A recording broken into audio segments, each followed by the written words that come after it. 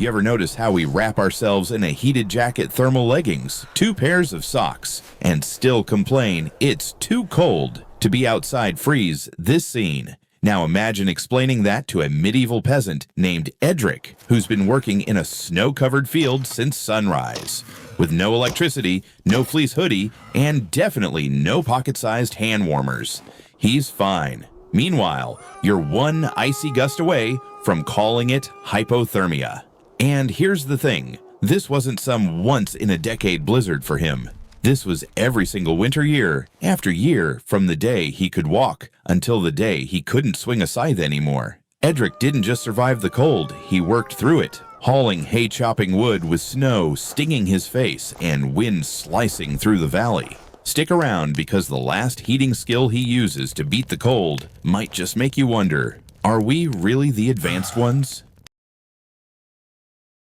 The wind shifts, suddenly smacking Edric in the face with a blast so sharp it feels like a knife made of ice. He's been out here since before sunrise, and now the thick wool shirt under his fur cloak is soaked with sweat. In this kind of cold, sweat is a silent killer. The moment it soaks in, it robs you of heat, faster than the wind itself, nature's own heat siphon. Edric knows that if his core temperature drops too far, the price could be permanent numbness in his hands.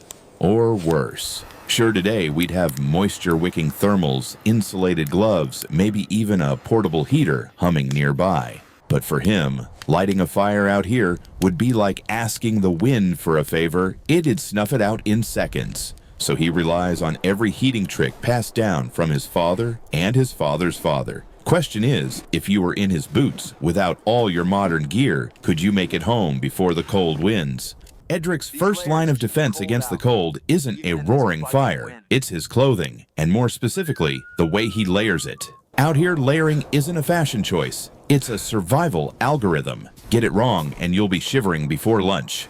Get it right, and you've built yourself a portable heating system without burning a single stick of wood. Closest to his skin is a thick, coarse wool tunic. It's scratchy, like living inside an itchy blanket, but it's a masterclass in insulation. Wool traps tiny pockets of air between its fibers, holding in body heat, and it keeps you warm, even when damp.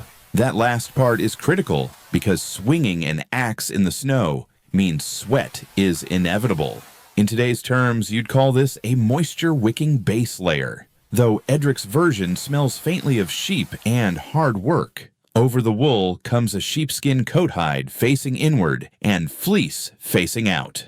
The fleece captures warmth from the wool beneath, while the leather acts as a barrier to keep that heat from escaping. Think of it as a medieval puffer vest, only the fill once grazed in the meadow behind your house. Topping it all is a heavy fur cloak fur, turned outward to meet the wind head-on. The long hairs disrupt airflow, breaking up icy gusts before they can cut through to the inner layers, while the sheer weight presses the garment snug to his body. In modern terms, it works like a windproof parka, except his parka once had teeth and a bad attitude. There's real science behind it, even if Edric wouldn't call it that. Each layer traps still air, and still air is nature's best insulation. Stack enough layers, and you've built a thermal shield. The outer blocks the wind, the middle retains heat, the base manages moisture. It's the same principle that keeps mountaineers alive on Everest, only Edric does it with sheep leather and fur instead of Gore-Tex and Goose Down.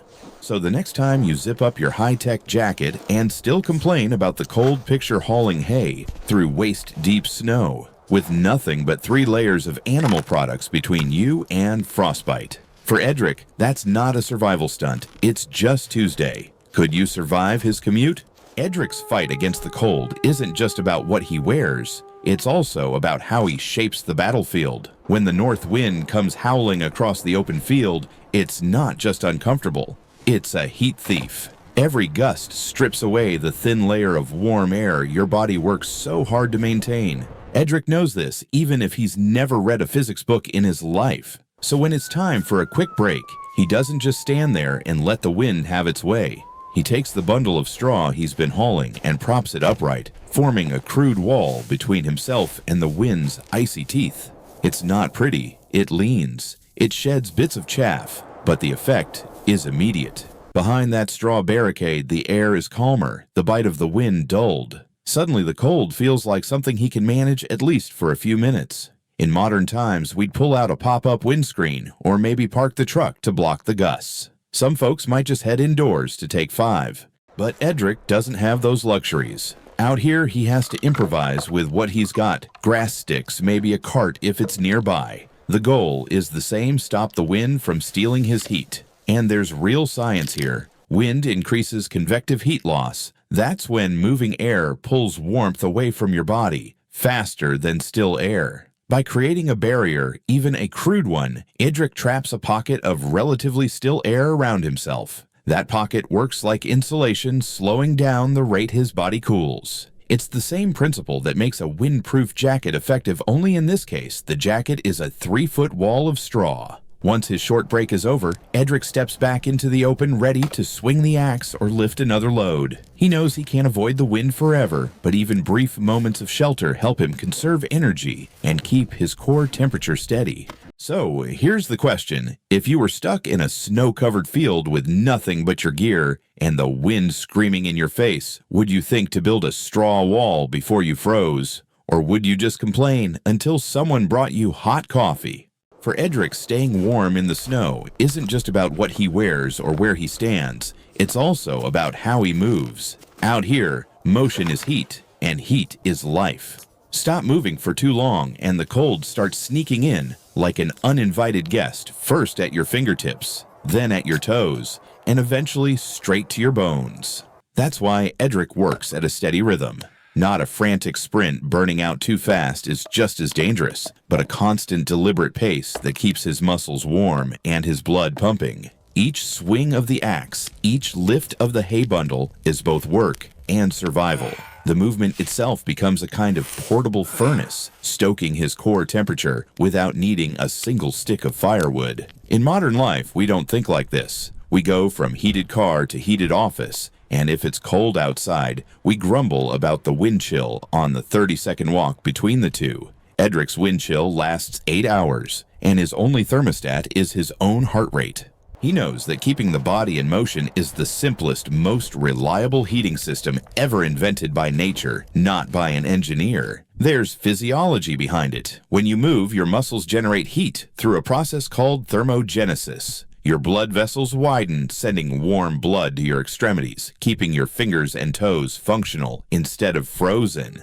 Inactivity, on the other hand, causes vasoconstriction. Your body shunts blood away from the skin to protect the core, leaving your hands and feet to fend for themselves in the cold. That's when frostbite creeps in one numb patch at a time. Edric doesn't use those fancy terms, he just knows that when he stops, he starts to lose. So even his breaks aren't true rests. He might shift his weight from foot to foot pace in a tight circle or flex his fingers inside his gloves. Little motions keep the furnace lit. And here's the kicker, he's not exercising in the modern sense. There's no smartwatch telling him he hit his step goal. This is about survival, plain and simple. Movement is the difference between trudging home at the end of the day and not making it home at all. So if you found yourself in Edric's boots, no heated jacket, no coffee breaks, just you, the snow, and the wind, would you remember to keep moving? Or would you stand still until the cold decided for you? Before heading out into the snow, Edric has a little morning ritual. Not coffee, not stretching, but heating rocks. While most people today would grab an electric hand warmer or toss a heat pack in their jacket, Edric heads to the hearth. He picks a few round, smooth stones, ones that will hold heat without cracking, and buries them in the glowing embers of last night's fire. He waits until the stones are hot enough that you wouldn't dare touch them barehanded, then wraps each one in a thick layer of coarse linen. The cloth keeps the heat from burning his skin while letting it seep out slowly, like a medieval battery for warmth. One by one, he tucks the wrapped stones into the inside pockets of his wool tunic, positioning them close to his core. That's where they matter most, protecting the organs that keep him alive. There's nothing mystical about it. It's pure physics. Stone has a high specific heat capacity, which means it can store a lot of energy and release it gradually. Modern survivalists use the same principle with metal canteens filled with hot water. The advantage of stones is that they're everywhere, and in Edric's world, free. Out in the field, those stones do their job quietly. As the wind howls and snow swirls around him, Edric can feel the slow, steady warmth radiating through the layers of wool and leather. It's not enough to make him sweat, but it's enough to keep the cold from sinking into his chest and sapping his strength. That steady heat buys him time to finish hauling the hay, time to get home before the light fades. In our world, we might slip a rechargeable heat pad into a hoodie pocket or crank the heated seats in the car. For Edric, heated stones are the closest thing to portable climate control. No batteries, no chargers, just a trick that's been keeping people alive since before anyone could spell thermodynamics.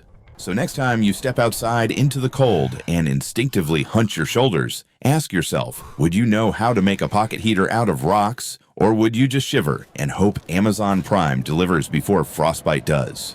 In the cold, your hands and feet are like the canaries in the coal mine. They're the first to feel danger. For Edric, losing warmth in his fingers or toes isn't just uncomfortable, it's a fast track to frostbite. And frostbite out here isn't a trip to the ER, it's a permanent handicap. So he armors them the way his father taught him. His gloves are made from thick animal hide fur on the inside for warmth and lined with a layer of dry straw.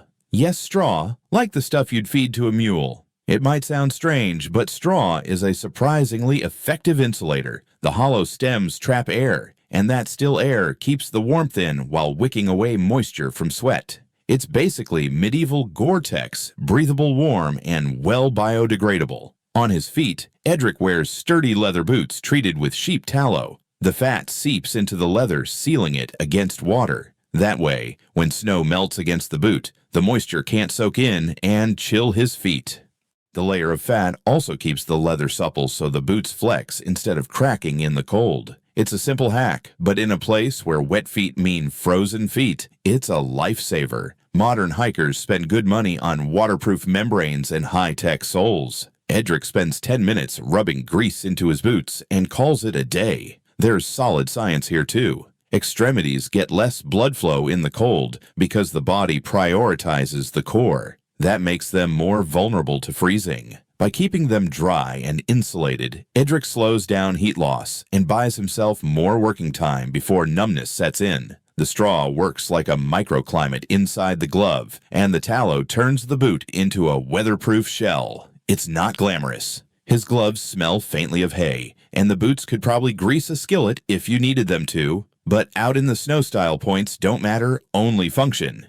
So, here's the challenge. If your modern gloves tore and your boots started leaking halfway through a snowy trek, would you know how to improvise with what's around you? Or would you stand there wishing you'd packed a spare pair while the cold slowly claimed your toes?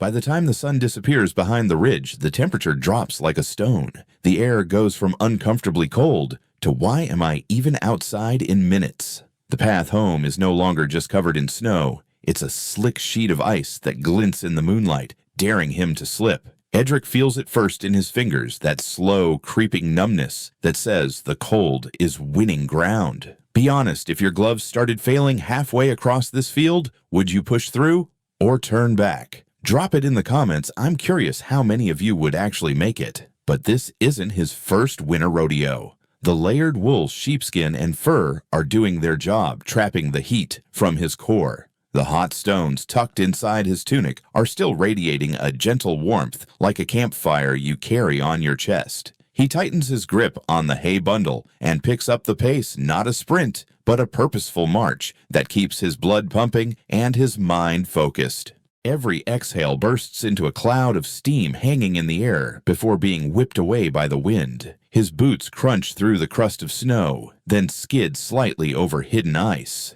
Each step is a calculation. Push forward, don't waste energy, and for heaven's sake, don't fall. It's in moments like these that you realize how much of survival is about energy management. Burn too much too fast and you're exhausted before you're halfway home. Move too slow and the cold gets a head start. Edric strikes the balance like a man who's been practicing his entire life, which honestly he has. Modern us. We'd be checking our phone's GPS, maybe calling for a ride, or whining about how our seat heater takes too long to warm up. Edric's seat heater is a rock wrapped in linen, and his Uber is his own two legs. Out here, the only ETA that matters is before night fully sets in.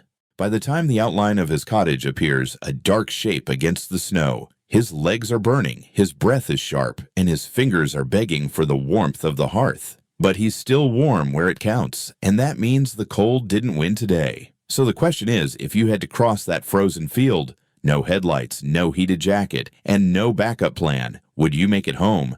Or would you be the person explaining to a medieval peasant why you froze, while he's already inside thawing his gloves by the fire? Standing in the doorway of his cottage, Edric peels off his fur cloak, the smell of wood smoke wrapping around him like a second layer. His hands thaw slowly by the fire, the heat from the hot stones finally fading. It's hard not to compare his layering wind blocks and hot stone tricks versus the sleek thermal jackets and waterproof gloves we have today. Modern gear is lighter, cleaner, and doesn't smell like a barn. But Edric's method, proven for centuries, built from nothing but instinct materials on hand and a lifetime of practice. So here's your turn. If you had to work outside in falling snow for 8 straight hours, would you choose the medieval peasant's heating skills or trust your modern winter gear? Let me know in the comments, because in the next episode of Medieval Survival, we're taking things indoors, how a peasant could heat a drafty wooden house without a furnace,